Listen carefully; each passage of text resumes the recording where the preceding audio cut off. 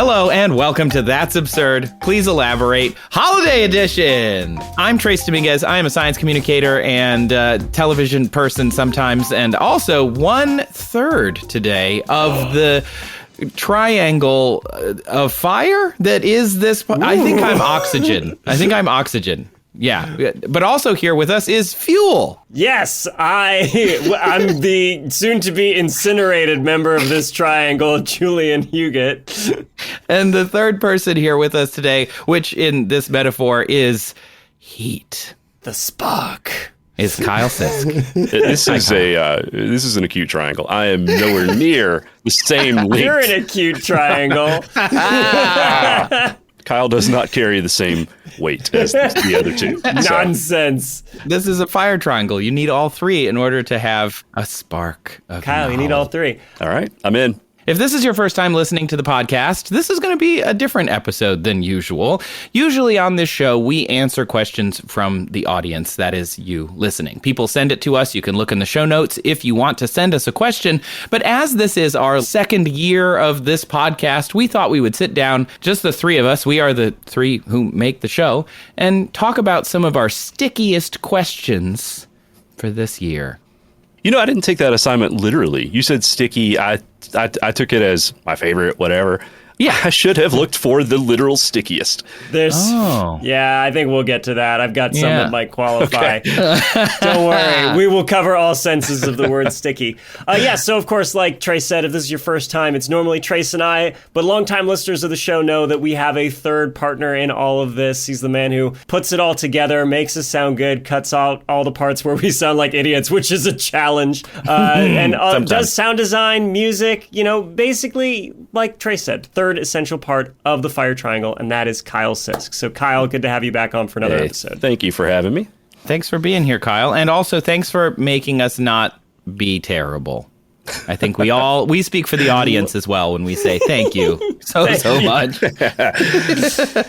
I'll admit it's tempting occasionally to leave. No, you guys are wonderful. I barely cut anything. That's not true. We've had this conversation before. And how many ums and uhs do we have per episode? The only reason I know this is because the software counts them. Okay, I'm not like I'm not. No, Pro Tools is keeping track of our shame. I think at one time I saw in the neighborhood of 300 to 500. Like that. Yeah, but it's so easy to do. Don't worry about it. I didn't realize just how much until we've been toying around with video for. I guess this is a bit of a teaser. I won't say why, but Kyle showed us a cut of the episode with video, and there's no like B-roll or anything like that or cutting to the other host, so it's just like I feel like a stop motion animation. It's just like cut like every other word. We have to find a happy medium in case that ends up being a real thing. But first, basically, I gave Kyle, Julian, and myself an assignment for this week, which was to come up with a few of the questions that we have answered in the last year that are their favorite, the most surprising, the toughest, the ones that were difficult to research, or just ones that stood out. And we wanted to talk about it. Part of this is because of you, the listener. We can't do this show without you, and so we want to celebrate some of the best and our favorite questions from 2024 to kind of just look back and say, man, what kind of show is this? This is weird. What are we building here? What is this thing? And so first, I don't know, Julian, do you want to go with one of your favorite questions from the year? Yeah. I just want to say before I dive into this that this was kind of like asking me to pick my favorite children. Like Trace, what's your favorite child? Do you think you can answer that? I have one, and it is Raphael. Oh, right. You do have only one child, so I guess I have that's one. An easy You'd have one. to ask Kyle which one. Yeah, Kyle. But then his kids can't listen to the show. True. They don't. But well, why not, Kyle? We got to boost those numbers. Get the money.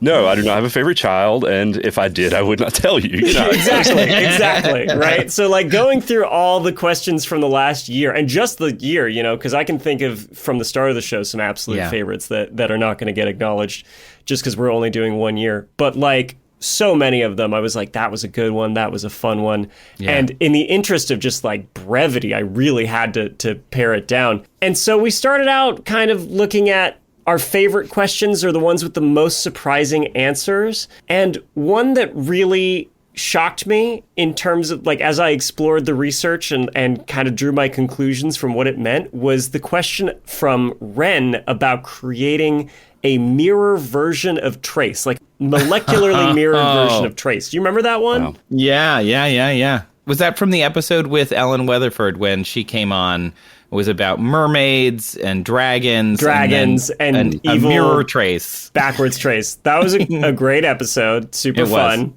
Yeah. Coined one of my favorite, as we always says at the end with, don't put the bug in your mouth. No, put the bug in your mouth. Put the bug in your mouth. Put the bug in your mouth, Darwin. But yeah, that one was so fun because I assumed like not much was going to change. And then I really dove into chemistry and the idea of like left-handed and right-handed molecules and left-handed and right-handed, proteins and how our bodies have evolved to have certain handedness for each.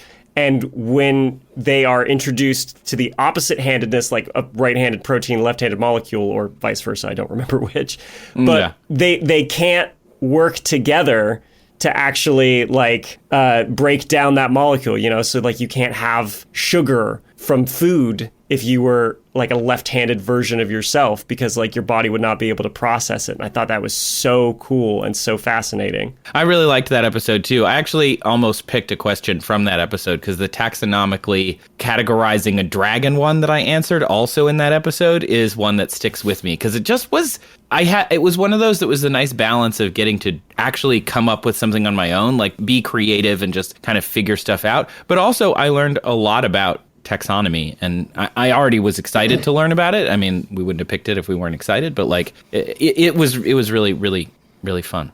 I like that. And how fun was Ellen? Oh my gosh, Ellen she was great. Awesome. So funny. Such a diverse set of skills and knowledge base, and she's hilarious. Yeah. We had Riley, I remember, was the question asker right on that one with the mermaid tattoo. That was so cool. And like the picture they sent in, all of that. I loved that episode. Kyle, do you have a favorite question or most surprising answer from this year? I think my favorite question was in episode 41, it was Trace's question asked by Tessa. And that is, how long would it have taken for Wesley to build up his immunity to iocane powder? Oh, yes. That one is great.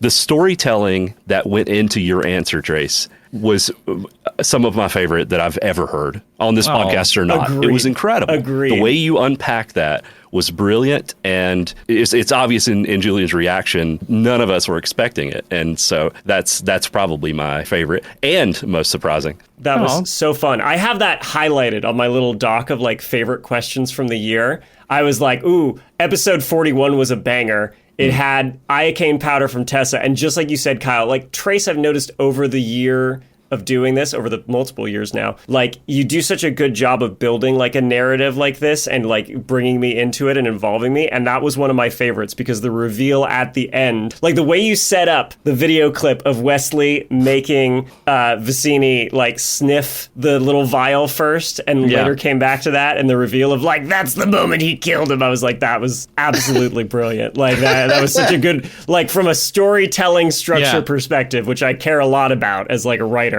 It was so good. So the listeners don't know this, but as I'm editing, I rarely change the order of a story. It's just because they're usually set up very well or they're written very well. And so as I'm piecing that together, I'm hearing it for the first time, and I had a reaction about like Julian's. And really? Yes, absolutely. It was so fun. It was a little slower because I was cutting all the ums. 400 ums. You're at number 392. But it was just a great story arc. I mean, I actually had that one on my list as well. I loved that question because it's something that hits all of the buttons that I love in the questions the audience sends in. It's one of those that as soon as you hear the question, you want to know the answer. Like you want to know more about what's happening, especially with something as iconic as the Princess Bride. And also, Thanks, you guys. Aw. I worked hard on that answer. That was a really good one. And to be honest, the storytelling structure kind of came together as I was learning about it. Like, I realized it myself. So I didn't go back and like fit it into the beginning of the story because I was like, oh my gosh. So it really did come about organically. It wasn't like, oh, I'm going to sit down and I'll put this here and put that there. It just, that was how I also found out about the answer and realized it and like started jumping up and down in my office and immediately emailed Rob Reiner, who did not email me back. Oh, I'll give him a pass. He's probably busy. I will tell you that yesterday I reached out to a friend who I thought was like, do you know Rob Reiner? And he's like, no, I don't know Rob Reiner. But I'm still working on it. We're gonna get him in front everybody? of this. That's my icebreaker now. Oh, so do you know Rob Reiner? On the street. Yeah. Fantastic. My favorite question, or most surprising answer, as I wrote it, was actually from the episode where Kyle picked the questions, our Absurdiversary episode from April. It was very stressful. Yes.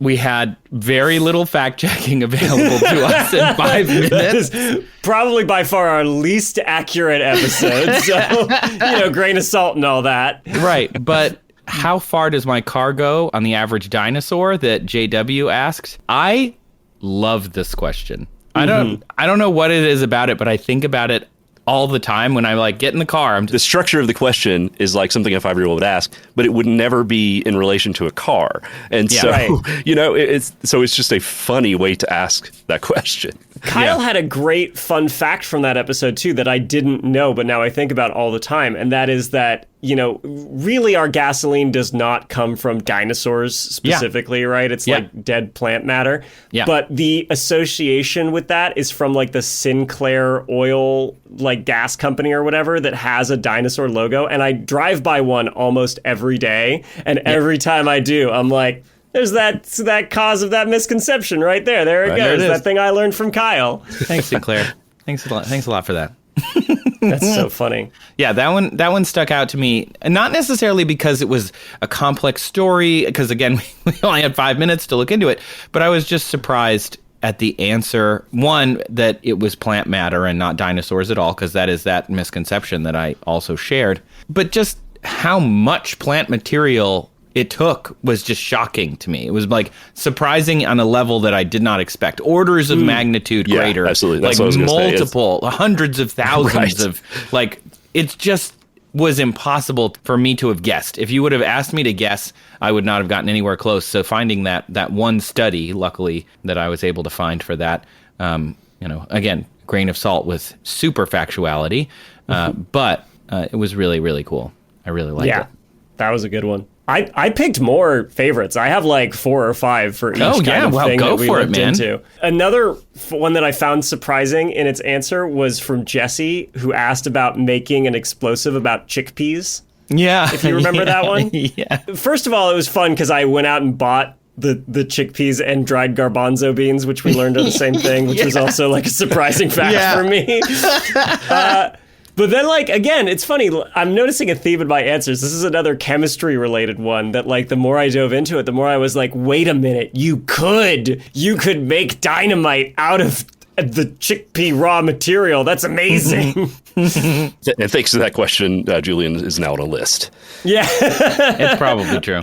I was watching a Kyle Hill video the other day, and he keeps doing this thing where he's like, I'm on a watch list, like, for all the stuff he has to Google. I've been saying that for years, ever since, like, D-News days. Oh, my God, yeah. If you could look at my Google history and ask, I don't know, one of the AIs to just, like, look at the Google history of this person and tell me what he does. Personality. I would love to see the overlap, right, between, like, sociopath who's plotting something and SciComm educator. Yeah, it would be a lot. It would be a lot. It would be a lot.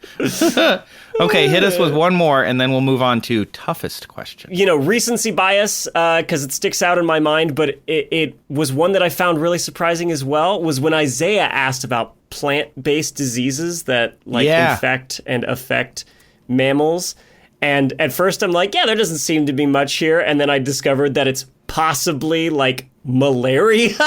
and cryptosporidium, right? Like these really horrible little buggies that kill a lot of people. And like based on the organelles that let them do their nasty business, it's like these may have been descended from plants. I thought that was shocking. Yeah, that one was so fun. I loved listening to that one because audience, I'm sure the audience knows this as well, but when Julian gets excited about something, you can't see him, but he gets so pumped. And then when he's explaining it to you, he looks like an old professor because he kind of like tips his glasses down and like looks at you over his glasses. And he's like, now, Trace, do you know where this organelle comes from? And I'm just like, I don't know, but I want to know. We covered it in lecture. Maybe if you weren't so busy chasing after girls in my class. I had no game. I sat in the third row of all my classes. My game was fun science facts. Like, did you know the thing that causes diarrhea might be descended from plants? And then, you can imagine it didn't go well. Yeah, exactly. And the girl was like, cool. I'm going to go sit over there now. Yeah, so like I said, tough to pick my absolute favorites because there's so many good ones. But in terms of like surprising answers that we discovered more while researching them, those were my absolute favorites. Top 3 for me. I love that we all picked Pod 41. So listeners, if you haven't listened to that one, go back and listen to it. It's about iocane powder. Either you iocane or you iocant. I think my favorite title that I came up with, usually Julian is our title master, a good title. But I was really proud of that one. You even said like, hey, if you want to change the title, and I looked at it, I'm like, perfect, no notes. That's the one.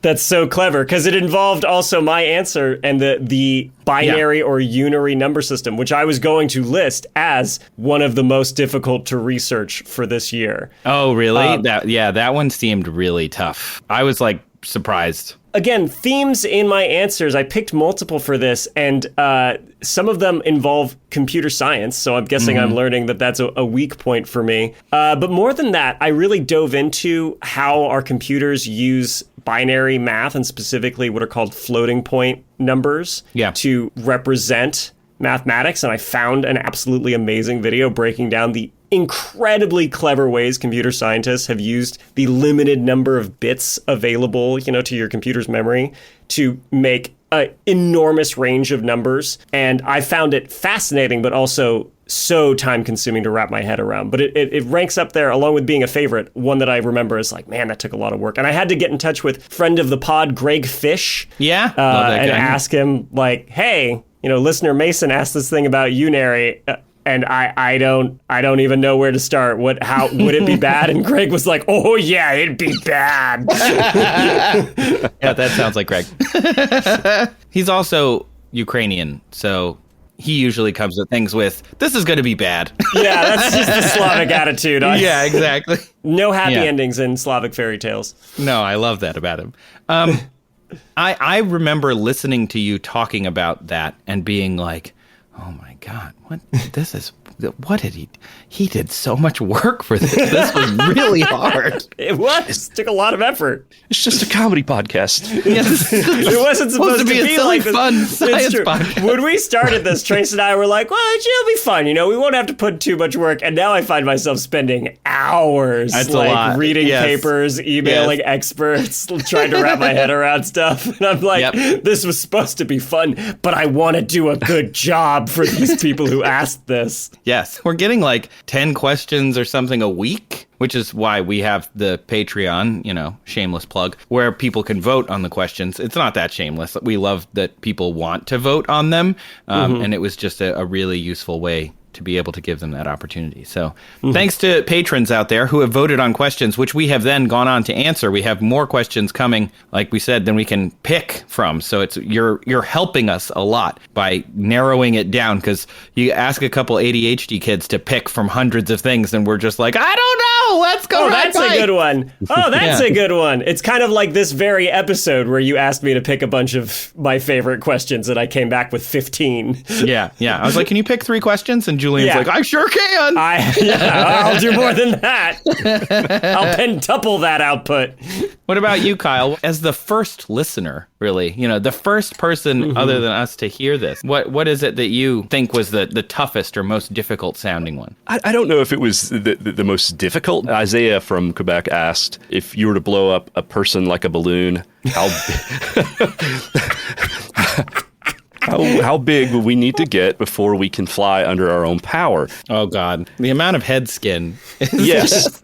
So there was so much math in that because of every time you increase the surface area, you increase the weight. And so I feel like Julian was chasing his tail, researching that.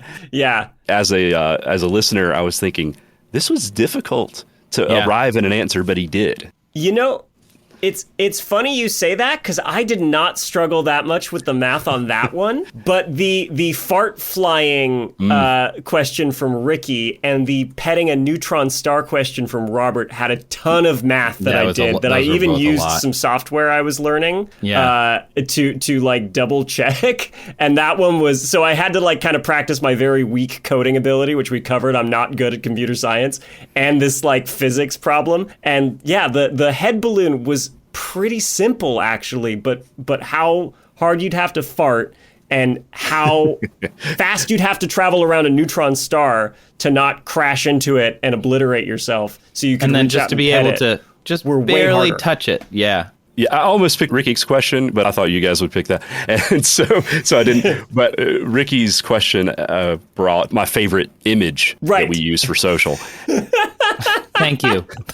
I was proud of that one. The AI tools had just gotten to the point, literally within weeks of us doing that, where they could generate an image that good. And so that was perfect timing. The Ricky it spat out, clearly it was trained on millions of Rickies to get me the Ricky that I had pictured exactly.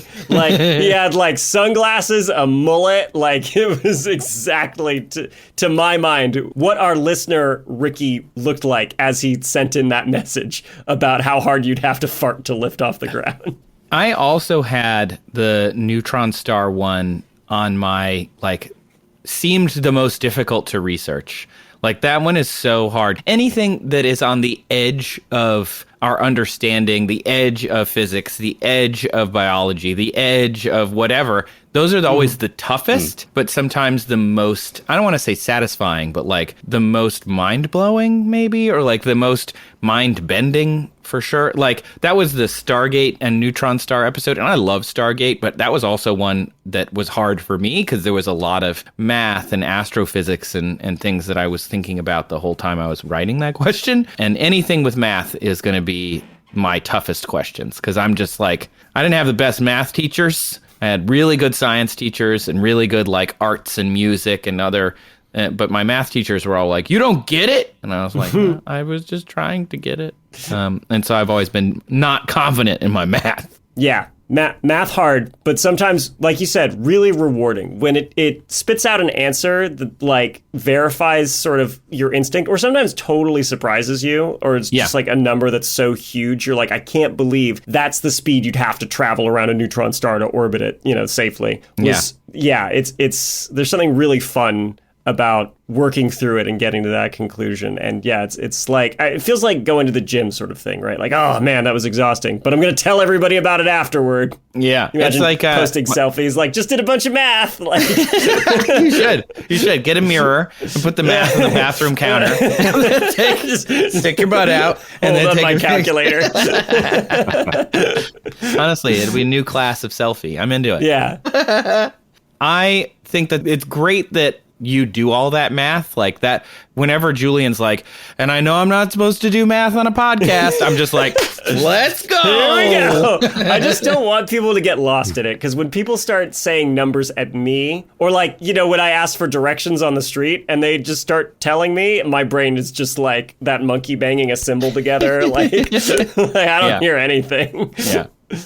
But two other difficult ones for me. Like I said, computer science was a theme. The running a computer made of crabs to run Doom. That one was wild. That was so tricky and so fun. That one was when we had Deboki Chakravarti on and we had Sai ask that question. And looking into it, it was like total insanity. Just like, what am I even looking up? And like the papers that are about logic gates that use soldier crabs were shocking. Like, this exists.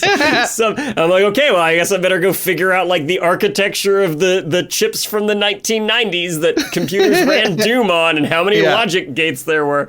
Oh gosh, it was so fun. And that so one, stupid. I love one of my favorite subgenres of educational videos is things used as logic gates that shouldn't be. I don't know why, but like I haven't seen these. What are some? I haven't either. Can you think of any more? A great example is there are Minecraft builders that build computers, and I swear I saw one that ran a I think it was a Nintendo emulator. Yeah.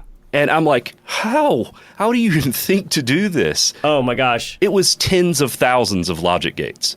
Yeah, you know? Wow. It's insane. Assembled like one voxel at a time, right? Like insane, just insane. I remember I made a video like 8 years ago about like, are we living in a simulation kind of thing? And I used that as an example of people who've built like, you know, crappier Minecraft within Minecraft. Right. And I was like, well, what if this were true, you know, going in the other direction? Like Minecraft itself being like a simulacrum of what we live in. It was another fun, insane episode. But yeah, people are amazingly creative and dedicated. Yeah. I mean, anything that's a Switch can eventually become a computer if you're willing to scale it far enough. Right. Your point about glad that you found that paper, you know, because that really helped you inform the story. One of the most difficult to research for me this year was Raina's question about why mini foods taste better than regular sized foods. Yes. Because there's no science on it. So it's like, I found that one person who happened to be nerdy enough to do the calculations about how much chocolate and candy coating there are in the various sizes of M&Ms, and they wrote it in a blog and they just put it out there for themselves. And like, if I hadn't found that, I don't know how I would have answered that question. And that was one of my toughest to research this year. Not because it was a hard question, right? Like I could have just come up with something and be like, oh, it's better because of this or that, you know? But like I wanted some objective measure. Some data, yeah, right? Something that was like quantitative. And that's not always easy with, why do mini foods taste better? I remember editing that episode and thinking, there are Mega M&Ms? My mother-in-law sends me pictures of them now every time she sees them on the store shelf. She's like, check it out. Here's another one. I had no idea, and now it is a problem. We're going to have to get them. In a similar vein, except like having too much and conflicting information, the one last question I picked that I think was the most difficult to research for me was the Star Wars blaster actual engineering question submitted by Nick. Because as you can imagine, the internet was just overloaded with different takes on it, and specifically like the lore of it. And I was like, I hate this so much. Like, and I just know it's a minefield. It's an absolute minefield. It gives me so much pleasure that you hate it so much. It makes me so happy. I was like, oh no, I'm really going to have to. Because again, for that same channel that I made the Minecraft video for, I made something about like how Star Wars ships cannons would work, you know, and stupid me, right? I just read that they're called laser cannons, and I was like, so they must shoot lasers, and the comments section let me have it. Like, why do they shoot plasma bolts if they're called laser can? Anyway, it's really upsetting. Do you need a minute? For that? No, I'm not gonna get all worked up. This is a fun holiday episode. I'm gonna just relax. I have to say, also for me, toughest question this year. Tom Scott's selfie stick question. Yes. Oh, yeah. Not because it was exceedingly difficult. It was difficult. But it's Tom Scott. So the pressure was so hard. The pressure. It was so hard. Because I was like, oh my God, he's going to want me to do calculus. He's going to want me to figure out the tensile strength of the thing that is the selfie stick is made of. And I did start down that path for a while, but there are so many different selfie sticks. And I was like, well, I can't just pick one. What if it's the wrong one? I don't know. I love Tom Scott. He's a friend. but at the same time, he's Tom frickin' Scott. I had never met Tom before, right? Like, actually recording with him was the first time I'd really interacted with him. And, I've been watching him for a long time, and he's, of course, perfectly lovely, perfectly, nice and very smart. And he is also somehow the single most intimidating person I think I've ever talked to. Really? He exudes exacting professionalism that makes you want to be remotely close to his level. And I'm just like, I was not prepared for that. I've got a silly answer about moon cheese. I hope this goes well. You did great in that episode. I loved that the cheese. One of my favorites of the year was that one and the hockey one also from that episode about when you switch from physics to biology. That was just great. That was great. Tom, though, he's so freaking sharp, not to make a cheddar cheese pun, but he made a joke that I think both of us completely missed. And it wasn't until I was listening to the edit again that I was like, wow, this guy slid a joke by me so quick that I didn't catch it. Where he talked about when I had my cheese melting question from Shane and Cody, like two people who independently submitted almost the same question, which why not? But like the moon cheese question about how the side of facing the sun would melt and then when it went into darkness freeze again, he called it a cheese thaw cycle, a play on a freeze thaw cycle. And I totally missed it. I remember you mentioned that later and you were like, oh, God. Oh, no, Tom Scott thinks I'm dumb. I've met Tom a few times, and it's always been at like social things. One of the funniest people I've ever met, and he knows I'm dumb, so it was. Oh, good. You didn't have to prove anything. The relief. That's very funny. Yeah.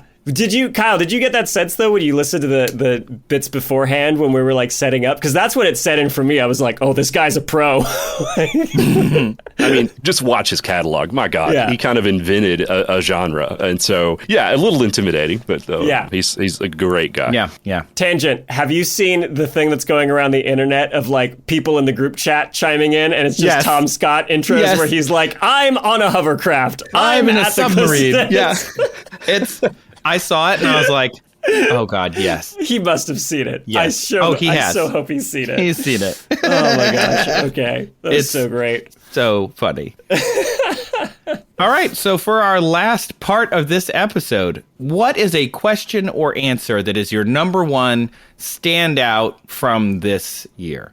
I picked 5 again. I picked Moon Made of Cheese for the same reason you did, Trace, of like, boy, we had to make something for Tom Scott, and that was scary, but also it was like simultaneously under the categories of surprising answer and like difficult to research. Yeah. And so put it all together, and it stands out for me as one of my favorites. Yeah. The entire episode, number 57, where we had the Tooth Fairy conference that you dreamed up. That was so stupid. Why did you love that? So I love the idea of like a Tooth Fairy convention, and it's like disrupting the tooth collection industry. I have a mental image of the freelance fairy that we dreamed up of just a working stiff with like a blue collar, like Brooklyn accent or something who like, I'll get some teeth if I have to. I loved that one. Another day, another dollar. Another day, right? So that was Emily's question. And then Kara asked about like, Snailzilla, and reaching out to Dr. Vendetti was awesome. She was a fantastic expert, and like researching it was really, really fun and weird. But the ones that I keep coming up, because I keep thinking about them because we keep referencing them, were Grand Canyon filling it with ocean water from Roman. Would that solve anything? If you want to know where that comes from, that's episode 44. Episode 44. With Roman. That was my standout, by the way. And Roman invented a catchphrase for the show. It was so good. That so solve anything. I loved that question. Great. Just the way it was framed. And I think that really embodies like the kind of questions that we hope to get, of just like absolute blue sky. Like, don't think, just ask the question and then we'll figure it out after that. And I love that as like an ethos for the show. And the Nitai's question about traveling back in time and us discovering that like really time traveling with a chicken might be the worst thing you can do for the dinosaur population. But the ones that like that stick with me are the ones when somebody asks, like, what's the show about? What should I listen to? Or like the jokes, the recurring jokes that just make me laugh so hard. And those are the ones that stick out for me. I love those. The ones that bring me joy even when I'm not listening, because I'll just think of them and I'll just double over like with that solvent. When you're at the store and you're just like, and you look at the cleaning aisle and it's like, solvent? Would that solve anything? Yeah, exactly like that. Yeah. It was also bonkers because it, like, the realization of just how huge the Grand Canyon is, like how much it would make sea level drop, like, across the entire ocean if you filled it up. Because the ocean is so big. I've done videos about trying to explain, like Fukushima radiation. They were putting ocean water through the plant just after that happened. I was making a video about it. And I was trying to put in perspective just how much water is in the ocean. It is very difficult. There's so much water in the ocean. Yeah. So when you were like, oh, well, if you filled up the Grand Canyon, it would affect the ocean. And I'm like, in my head, I'm like, not at all. And it was like, nope, it would affect it a bit. No, it would drop by, I think it was a few inches that It was like concluded. A lot.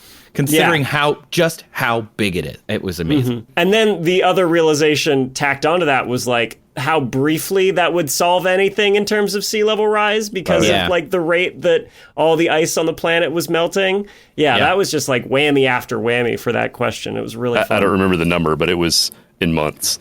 It was not good. It was months. Yeah. It was like not that much. Oh. Kyle, what did you have any other standouts? Why is ice slippery? Yes. Really? I've watched a bunch of videos about that, and where you landed was probably the clearest explanation I've heard, and it is not at all what I thought. Yeah. I was under the assumption that it was melting underneath the skate, and that was the only thing that made any sense to me, and then to learn the real answer was shocking. And the research on that had only recently come out, right? Yeah, like it was like within the last couple of years that they'd finally made some progress on this after, if I remember correctly, it was something like they'd started studying it in the 19th century, and then it wasn't until the 21st century, like the early 21st now, that they actually made no progress. That was an episode that you got to listen to as well, Julian. It was. Because you weren't there. It was me and Matt. I was off at NASA. That was fun, though, but getting to tune in. But when I first started at D News and they were like, let's make a little bio video, and I talked about how I love hockey, and like I talked about that, how we don't really know why ice is slippery. So it was this weird like circular moment of wow, funny. Like it's all coming together like over a decade later almost. Wow. Yeah, it was very, very cool. That was episode 25, by the way. I've been writing them all down so that we can put them all in the show notes as well. Very cool. So we can link to all of our different episodes that we loved. Yeah, I really loved doing the research for that one. I almost put it on my difficult research one because they're just, I looked for so long and found that new research after a long time of looking at all of this old stuff. So I'd written all of this stuff about what we know, what we don't know. And then I found this new study and I was like, oh, well, now I have to throw away like a whole bunch of this research, which made it more difficult because then you have to find out what you keep, what you don't keep, and you end up with this whole like chimera of an episode that you're writing. And it that's a little maybe inside baseball, but it was so I was like, oh, I won't put that as a difficult because it's a little too technical. But it was really fun for me because kind of the same thing I've said already. I'm always shocked that there is science about stuff sometimes. And like the things that you can find. I remember when I first started doing science communication, somebody asked me, do you think that you're going to have enough material to make a show every day? Because we were making a show 3 times a day, every day when we first launched D News. And it's like, I didn't know the answer. I'm like, yeah, probably. I mean, maybe. And now I'm like, oh, no, yes, you could do that. You could have 50 shows that do 3 times a day every day, and you would still not cover everything that's happening in science. It's amazing. For me, the standout question from 2024, I'm going to put a link in the chat, and I want you both to click on it. It was Pod 38, peeing on something makes you colder, and then I wrote a D&D campaign. That was so fun. Oh, I'm glad you said that, because I wrote another one. Julian, give me your best dinosaur roar. Oh God, an asteroid! It's horrible! Wow, that was not where I expected that to go. We're popping in before the show to tell you about I Know Dino. It's a dinosaur podcast. You know, we think of those dinosaurs being this thing that's been dead for tens of millions of years. Even so, studying dinosaurs can still teach us stuff that is relevant to the world today. Yeah, like climate models to help us understand global warming. Migration patterns of dinosaur lineages, they tell us about Earth's changing continents. We can also study dinosaur diets, what plants lived then, and maybe what animals and how they interact. And, this is super cool, many dinosaur injuries, paleopathologies, they're the first known occurrences of diseases. And they talk about all this kind of stuff on I Know Dino. It comes out every week with new dinosaur stories that you're not going to hear anywhere else. Like, I hadn't heard of a lot of these, which is pretty cool. You can find I Know Dino on Apple Podcasts, Spotify, wherever podcasts are. And if you found us, you can probably find them. Go check them out. Julian escaped with a pee and a leap from Zardarok's chamber, who he left in a heap, with Chardron medallion and Papier in tow into a labyrinth twisting where shadows do grow. Oh my word. So to recap, Julian, his familiar, the demi-wolf Papier, stole a medallion from Zardarok Sunblight, the Durgar Lord, a dwarf, basically, after a comedic encounter where Julian urinates on a block of ice to get a key, even though he keeps rolling ones for some reason. So many ones! And at the end of the last adventure, Julian, who is a bard for any of the D&Ders out there, and Papier, who's, it took him a while to realize was a cleverly named, I thought pretty clever, apparently too clever, version of his own dog, who has appeared on our Instagram. I thought we were talking about, like, the candle guy from Beauty and the Beast for some reason, but that's Lumiere. Lumiere, so whoops. So they grab a Chardalin, I don't know how to say it, medallion from Zardarok, and Zardarok is chasing them, and they use the key that they peed out of a block of ice to escape through the door. If you want the full story, go to Pod 38. So, the continuation of our tale with a new character. Welcome, Kyle. The thick oaken door slams behind Julian the Bard and his familiar Papier. Zardarok's cries are snuffed like a candle flame. The door is thick. There's a lock that fits your key. You are safe from the Durgar Lord for now. What do you do? I look around the room for Kyle. There's no one else in the room that you can see, just the door behind you that's still unlocked. That seems fine to me. Are we gonna make me lock the door? Are we gonna roll for me to lock the door and I'm gonna roll a 1? Is that what's gonna happen? That's what's gonna happen, isn't it? It's what's gonna happen. Don't make it happen. It's fine. The door is not gonna open. So okay. You're in a tunnel. Thank goodness. The air feels damp and cold, and the walls are rough-hewn, cut from ancient stone. There are deep scratch marks, but you have trouble making them out because it's just so dark. You're only getting the light from underneath the door. And as you may recall, you, I think, knocked out Zardarok, or like you basically disabled him, so you have time. You can hear bats flutter, groans and whistles, shuffling and shifting. There are torch sconces, but no torches. But the hallway stretches off into the distance. What would you like to do? Let's walk down the hallway. Great. Go ahead and roll the dice. Okay. And 6. Out of 20. Jeez, Julian. Kyle, can you roll the dice too? Yeah, can we add Kyle's roll to my roll? That'd be a good roll. It's Is that not how it works? 14. 14. Natural 20, baby. A small figure jumps out from behind a stone column, attacking Julian the Bard with a rock, hitting you in the groin. But Higher pitch. no damage. Kyle, edit that in post. Make it go higher. The dwarf, Kyle, a dwarven scholar, has been in the labyrinth for a long time. He came to visit a Durgar underdwarf, a distant cousin of his, Azarin Axterson. No? Nobody? Okay. Wanted to help him with some of his home projects. Or? It's Aaron Aaronson's. It's Aaron Aronson, but dwarvish. Well, I feel dumb now. So he wanted to help, his cousin with some of his home projects, run some sconce wiring, set up his Wi-Fi, Warforged infused furnace. Yeah, Wi-Fi, Warforged infused furnace. And so Azarin, just lives in a mud hut with a few dwarven sticks. And maybe you've heard of the Durgar transformation, which Kyle's cousin did. It was one of the first to undergo the process. You don't want to share a pint of ale with Azarin, but he is family. So Kyle, being such a good person, of course, came and helped him out. But then Zardarok saw he was there and we got really upset, like heard about it and threw him into this tunnel where he's been for a few days. So, too bad. Okay. But now you're together. Yay! Hey! Why? Why did you do that? Should have recovered by now. It's been a few moments. I'm very well endowed. It hurt a lot. With magic. Okay. All right, let me collect myself. Hey there. Why did you hit me in the nuts with a rock? This is the most pressing issue for me. There are two types of people in this world. Those who step on wires and those who do not. Do not step on my wires. Got it. This is my dog Pepier. She's an idiot. What? Pepier sniffs cautiously and makes an upset noise. Do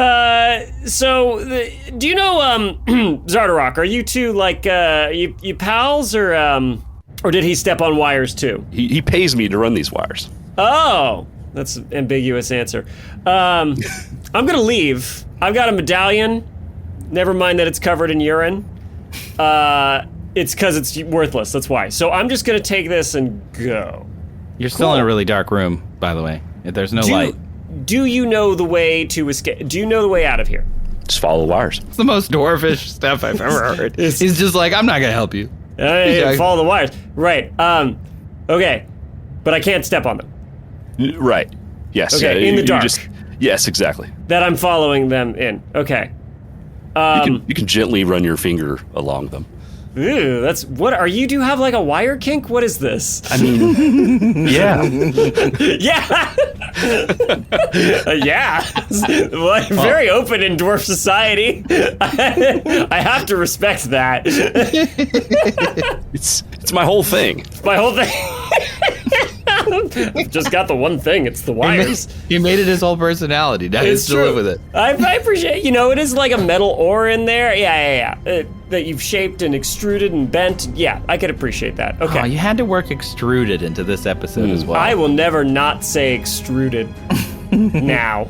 So you hear a scraping sound coming from further, not in the room, but you can tell that it's not too far away.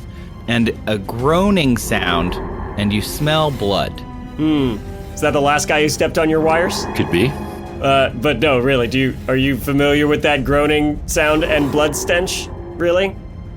Kyle, Ags, what's your name? I didn't come up with a name for you, Kyle. You're just Kyle. Just Kyle. It's Kyle the dwarf. It's a really weird name for a dwarf. Well, I mean, short name, short person. Yeah, I guess sure. It's fine. It's a dwarf name.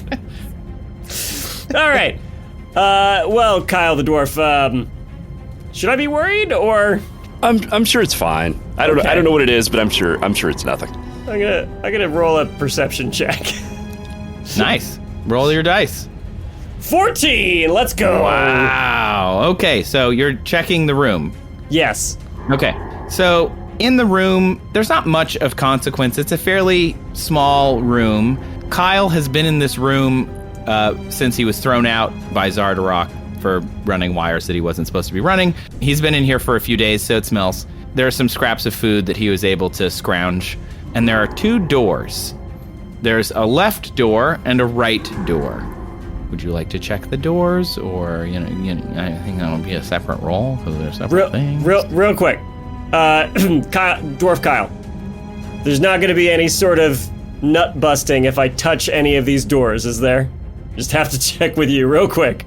That is only related to stepping on wires. Okay, good. And there's no wires in the doors? No. Okay. Yes, let's check the doors. And which door do you want to check first? I'm gonna check the left with my 17. Ooh, nice. This door doesn't sound very deep. Like, you can put your ear to the door and there's no wind blowing. It doesn't sound like much is behind it. It seems like on the other side is probably a small room, maybe. Okay, and that's now about all you can tell. It's just a regular wood door. And now I shall inspect the other door on the right, and I roll a 20. Holy wow. The other door on the right is concealing a hallway. You can feel the breeze coming out from underneath the door. The door is not booby-trapped or locked, but it is a heavy wooden door, and there is a hallway on the other side. You smell coming down the hallway the scent of kind of blood. You can hear something on the other side of the hallway, far enough off that it's not on the other side of the door, but it is somewhere over there. There's something. So it's between a shallow room and no bloody monster and a long hallway and a bloody monster is what I'm getting. That is correct. Now, Kyle, since you're new in the adventure, do you want to just like roll to inspect yourself and I'll tell you what's on your person? That would be wonderful. 3. Kyle, you just don't even know anything about yourself. He's trying to find himself here in this dark hallway. In this dark hallway. You are wearing tattered explorer's gear. You might have something in your pocket. That's it. That's all I'm going to tell you. That's fair.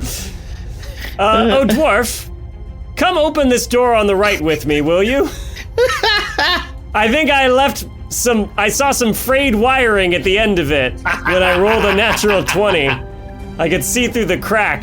There were some rats nibbling on your wiring. Come hither. Oh my god. Rats. Arch nemesis. The worst.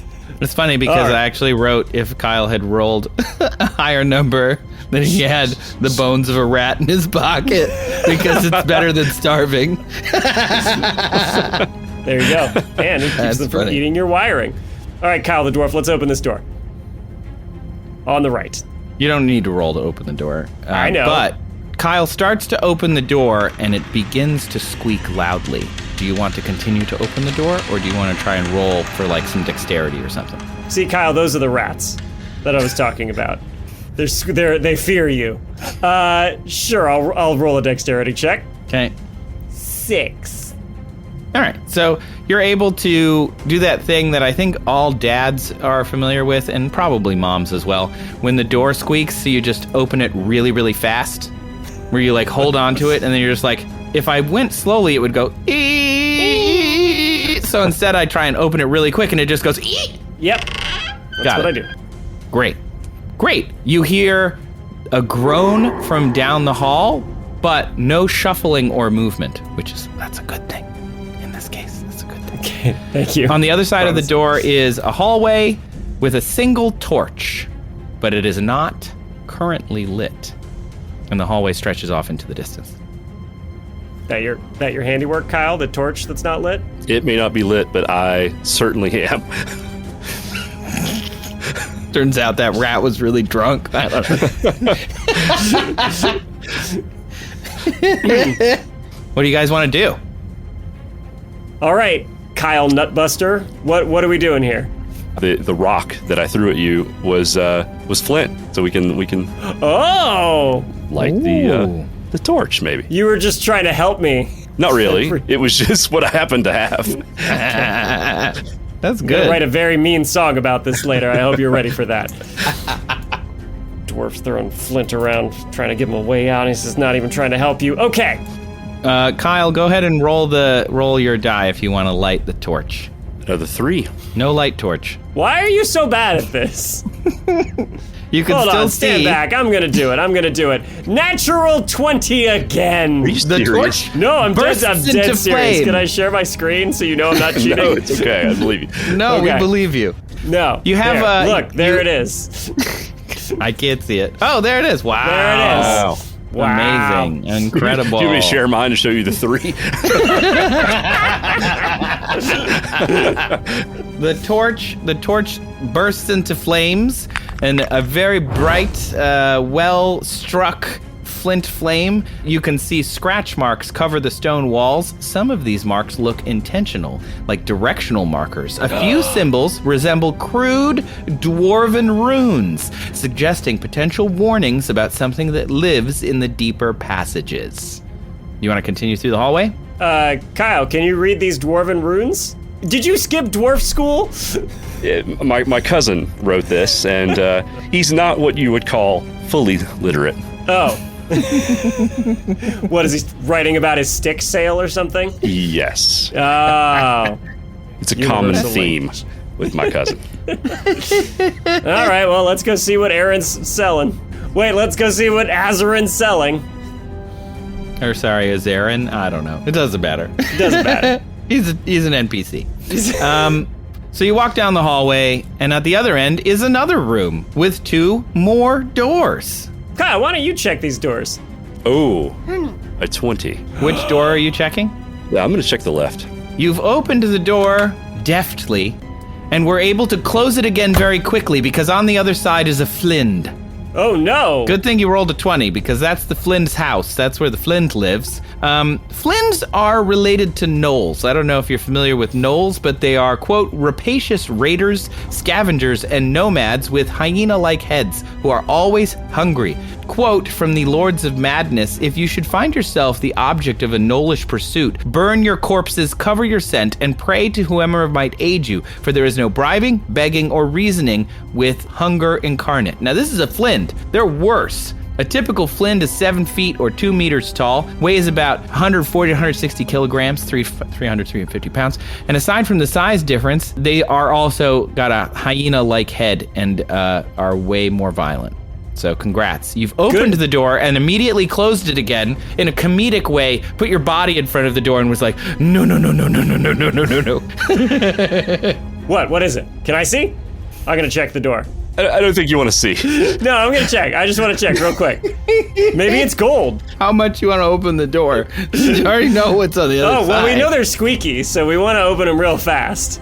So. You open the door very fast, and the Flind is standing in an apron cooking at its kitchen. Oh. And goes, Okay, I close the door. You close the door as it starts to remove its apron. Luckily for you, because you rolled over a 10, the apron's knot is a little tough to untie. Oh, thank You have a goodness. few seconds before the Flind realizes or is able to get out of the apron. So what are you going to do now? Remember, there's still another door in this room, but otherwise there's the hallway back or another door that you don't know what is on there. Nutcrusher, why didn't you tell me not to open that door? Use your words. Because I don't care. Use your... I thought we'd established this. I hit you in the nuts with a flint. Very nihilistic dwarf that I've come across in this hallway. All right, fine. Well, I guess it can only be the right door, right? I mean, if that's what you wanted, sure, yeah. It's that or the Flind. Yeah, in the Flind is that. Yeah, I don't think you want to go for the Flind. Yeah, I'm gonna open the right door. You roll your dice. 11. Nice. All right, that's fine. The door opens with a loud squeak. Doesn't matter, the Flind already knows you're there. You move through the door. There's no way to lock the door. And there's another tunnel. Remember, you still have your torch, so the fact that it's dark doesn't really matter. At the far end of the tunnel, there appears to be some type of daylight. Would you like to go down the tunnel? Yes, but I push Kyle behind me. So Kyle's behind you now, and you're in front. And It's a very narrow tunnel, so you're walking single file. I trip Kyle Nutcrusher to slow the Flind down. You're going with the... I only have to be faster than the slowest member of the party. And my legs are rather small, so you're going to win. Not made to be excellent sprinters. Okay. The Flind, whose name is Grazik, by the way, bursts out of the door, and you're, I assume, both running down the hallway. For some reason, Grazik appears to be injured. We're not sure why. Maybe that apron was way harder to get off than you thought. There were some crashes behind the door before. But Grazik is very hungry, because Grazik is always hungry. He's chasing you down the hallway into the next room. In the next room, there is a small hole that you could potentially squeeze through, but you would be vulnerable while you did so. And Grazik is very close behind you. What are you going to do? I stuff Pepper through the hole. Okay, Sorry, so Pepier is through the hole. Grazik is now in the room with you and swings their bone flail. Let me roll the dice here. No, I'm on your side, begrudgingly. Okay, good. Just wanted to establish that because we got off to a bit of a rocky start. Frenemies, I think, would be the term. You know, I hear that Flint stepped on your wires. Son of a bitch. The Flind swings their bone flail, and science sidebar. Jason wrote in and asked, what is the most difficult bone to break? He wrote in his question to our podcast that he broke his talus bone, which is a bone in the top of the foot. It meets the tibia and the fibula, where the shin and the calf bones kind of meet, and it forms the ankle joint, and apparently is very difficult to break. He said that the doctor told him that this was one of the most difficult bones to break. Wow. So I what looked an up accomplishment. What the most difficult bone to break is. That's where the Flind is currently swinging for on Julian. And I rolled a 15. So, sorry to say, Julian, the strongest bone, any guesses what the strongest bone is? The strongest bone's got to be your femur. Right. It's the most difficult bone to break if you think of like what Jason wrote in the question. But I was like least common bone, because I don't think the doctor meant this bone is difficult to break, like it's very hard. It's unusual that somebody would break that bone of all bones. Especially in isolation. Maybe if you crushed your foot, then you'd also break that one. Right. Yeah. Very strange, right? But the least common bones that are broken, that are regularly broken, is in the upper arm, which I thought was interesting, which I guess kind of makes sense. Okay. But not the most uncommon bone broken, which, let me do the math here. It's going to be my pelvis, isn't it? So the Flind swings the bone flail at Julian and hits him in the thigh. It takes 4,000 newtons to break a femur. A femur can withstand forces up to about 2,500 psi or so, which is like 17,000 kilopascals? So 17,000 newtons per meter squared. It's compression strength of the femur is about 19,000 newtons. Wow. Tensile strength of 130 megapascals. So, I don't know. Either way, the Flind can exceed that. And again, I rolled a 15. They have a strength modifier of 18 to 20. Why is everybody trying to hurt me? That's like you're pretty likely that you've got a fracture in your leg at this point. Ah, my femur. Bards are the best.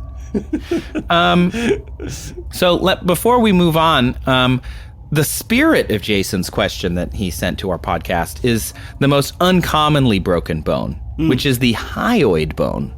I didn't know where that was. Do you know where that is? I know where that is. That is... Is it like around your eye, I want to say? It's in your neck. Yeah, close. It's in your neck. It's like suspended in the flesh of your neck. That's it. Yeah. I knew that one. That's a bone. I feel like when murders happen and people investigate, when people are choked to death, one sign of that is the hyoid bone being broken. Yes, the hyoid bone is broken in strangulation, often car crashes, or blunt trauma. Just putting that out there for you guys, as like it would be really, it's 0.002% of all broken bones, mostly broken by men. So, I just recommend swinging for the throat with whatever you got to swing with. Okay, the Flind has a hyoid. Like, we know its anatomy, even though it's a hyena head. Well, it's, humanish. I'm just gonna go. Sure. I'm just making some magic here. Okay. And all I've got is a bunch of flimsy wire. You got wire. Okay. We've got a flint rock. Yeah. We've got a torch. Yeah. We've got a rat skeleton for some reason. Gross. Kyle Nutmusher over there. Okay, quick. Kyle, we're going to MacGruber this stuff. All right. We're going to build a sling out of your wiring. Sounds good. Cat 5's probably good for that. It's real thin. Okay, thank you. I don't really care about the gauge, but sure. It's not really going to be relevant in this application. Okay. Now, hand me that rat skull. There you go. There's a few bite marks. The Flind is advancing for another strike. Kyle, distract the Flind. Tell it a joke. I froze. Okay. I'm just going to roll with it then. And it is a 4. You use your sling, you fling it at the Flind, it hits it in the nose, and the Flind goes, what? More where that came from. Kyle, how many rat skeletons do you have in your pocket? Don't forget, you also have a Chartolin medallion. I don't know what it does, but you've got one. I had to pee a lot to get this thing, okay? That's true. I'm not letting it go without a fight. Kyle, I know we've been best friends for a long hallway now. I have this medallion thing. Do you want to buy it for $20? Yes. Okay. Yeah, cool. I'll take it. Sucker. You overpaid, in my opinion. You have no idea what that thing is, do you? It's extraordinarily heavy. You might not have noticed because you're big, and it's all relative. I get that a lot. It's very heavy. It's a magic stone. Is that going to help us right now? We've got a slightly dazed and confused hyena man looming over us. Just watch. I'm going to break it. You have to roll to determine whether you actually come on. break it or you just hurt your hand. I rolled a natural 20. Yeah, let's go! Wow. So Chardolin is basically like a soul stone, like a magic stone. Nobody really knows what to do with it after you break it, but at the point that you break it, it releases whatever spell was inside of it. And that spell can be held in there for hundreds of years. So Zardarok has had this in there for a while as like his backup plan. So Kyle throws the stone at the Flind. It cracks and releases its freezing spell, and the Flind is now, say, I don't know, Elsa and Anna, frozen, as they would say. He let it go, if you will. That's why I had to pee on it. It all comes back. Oh, you peed on It the block all with a key makes in it. sense now. So Grazik is now frozen. Congratulations, you've frozen Grazik. Pepierre is still outside the hole that you shoved Pepierre through. What would you like to just go outside? Can we all fit? Yeah. Okay. Yeah, I mean, it just would have taken you too long with a Flind trying to get you. Right, we would have died. But Pepper could have gone and gotten help. You didn't Pepier. ask Pepierre to do that. All right, I climbed through the hole. Lassie would have totally done it on her own. Gotta get a better companion.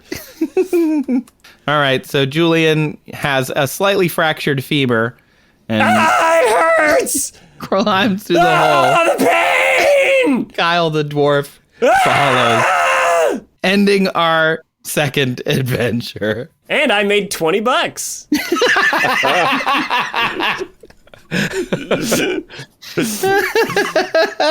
It's 20 elven bucks. You can't do anything with 20. Oh, it's the exchange rate's terrible. Dwarves and their money are never parted. Well, Kyle Ballbuster, I wish I could say it's been a pleasure, but I'm significantly worse off now than when I met you. that. What happens when you break your femur? Like, does it, like, do you have to immediately go get surgery? Or is it something that can wait? The symptoms of a femur fracture, according to the Orthopedic Medical Center, include severe pain, swelling, tenderness. I don't think they mean emotionally, but he could probably use that. Physical deformity, and often the inability to walk. Well, yeah. It says surgery may be required, but Okay. only in severe cases. I don't think that that's a severe case, so we'll just have to wait and find out what happens to Julian the Bard and Kyle the Dwarf another time when there's an excuse for me to make you do that again. Oh, my God. Whatever nerd card I had is gone. Oh, I know. I haven't played D&D in like years and years, and only that I've only played a handful of times. But we all muddled through it. That was fun. So, any other comments about 2024 other than now you've played D&D twice? And then just a recap, we've got Pod 48 about average dinosaur distance. We've got Pod 41, IO Cane or IO Can't. We've got Pod 37, which is about chickpea bombs. We've got Pod 55, which is about plant-based diseases. Pod 39, 38, 28, 15, 30, 36, 52, 50, 44, 37, 22, and 25, which are about giant balloon heads, neutron stars, Ricky's question, having crabs that run doom, mini foods, Star Wars blasters, the longest selfie stick, whether something solves anything, which is to say filling up the Grand Canyon with water, peeing on a block of ice, time traveling with a chicken, and whether or not ice is slippery. That's a lot of stuff. Yeah. is a lot. Yeah, you asked us to pick our highlights, and we just picked everything. It sure does seem like maybe we did. I think that's a good sign. It is. You know, it's been honestly, a fun there year. are so freaking many questions. Like we haven't touched the surface. You guys answered so many this year, and when we went to weekly, I worried that we wouldn't have enough questions, and that has not been a problem. No, That has not been the case. no, At all. I worried, about that. I worried about like, is this still going to be fun? Are we all still going to like each other? And at least for me, I say yes to that. Like, I'm having a great time making this. I'm having a great time working with the both of you. It's just been a delightful year. So thanks, you guys. I'm learning a lot. I really am. You guys are so much better at the research and the SciComm stuff. But every week that I edit, I feel like I'm unpacking a new thing that I get to learn. So it's fun. I was thinking last night about how many international listeners we have and how incredible that is. I did not expect that when we started. I didn't either. Like the show that I edited yesterday, both questions were from Europe. Mm-hmm. Like we didn't plan that. It just happened. There's so many people that are listening, many of whom English is not their first language. And to have that interaction is really special. Yeah. And I didn't expect that at all when we started. Yeah, the stats tell us it's about 51% international and 49% American. So really, if we just switch to metric system full time, that's what the majority wants. Right. Wow. Aggressive. I know. Had to throw a bomb in there. Yeah. Had to throw a flint at everybody's nethers. Kyle really started out as kind of a jerk, but came around in the end. Apparently it's on me. It's just hitting the wires. Sorry. Got out of there with a broken femur and a bruised testicle. And no medallion to show for it. It's these worthless 20 elven bucks. So when I started college, I was a mass comm major, and so I was in a lot of studios. And our broadcast engineer is the one that said to another student, because I would never step on a wire. They stepped on a CCU cable, which is a camera control cable, $20 a foot, right? Like super expensive cable. Wow. And he said there are two types of people in this world: those who step on cables and those who don't. Be the one who doesn't. So I never forgot that. I'm trying to reduce the population of that first group. Yeah, Trace, your year in retrospect, any closing thoughts? Yeah, I think this show sucks, and Oh, well, okay then. no, obviously I echo everything you both said. Like, we do this because we like it, and I think that comes through on our end, but I didn't expect it to come through on the audience's end as much as it has. Like, people send us questions that aren't even questions. They're just comments and compliments, and they send us emails and call us on the phone and just say, like, I really love your show. And it's just, that is amazing. I've done YouTube for a long time, and most of the comments are terrible. So having a show where it's literally all comments, all comments, is like the opposite of our instinct in the YouTube world. Anyway, world, here's a direct line to us. Don't abuse it, exactly. Please don't abuse it. And everybody is just so amazing and invested, and just, I don't know. It just feels completely different from other stuff that I have made, because it's just so fun, and like, I don't know. It's nice to see other people have as much fun with it as we do. Yeah, we found our people. To enjoy the show, to work on it, you have to be a lifelong learner. Mm-hmm. Learning things has to be a major motivator in your life. And so, from my experience, lifelong learners are also usually very kind. And so that's what we found. Yeah, nice point. As we say at the end of every episode, don't step on Kyle's wires. I was going to go with... Oh, my leg! My leg! Every episode. Consider an improv class. You never know. As we say at the end of every episode, you just don't. I'm gonna no but you right now instead of yes and. Right. No, but no. I'm sorry, Julian. I really am. No, so but no. No, but no. But. Kyle, you edit every one of our absolutely unhinged end of episode comments. I don't know what to call them. Yeah.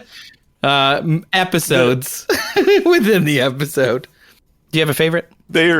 Oh my gosh, there's so many, and I bet it is 10% that makes it out. Not because they're not funny. It's just because there's so many. They're so all over the place. Yeah. Yeah. Any favorite accolades that we've bestowed upon you at the end of the... Let's see. I was some kind of a fairy once, and I liked that one.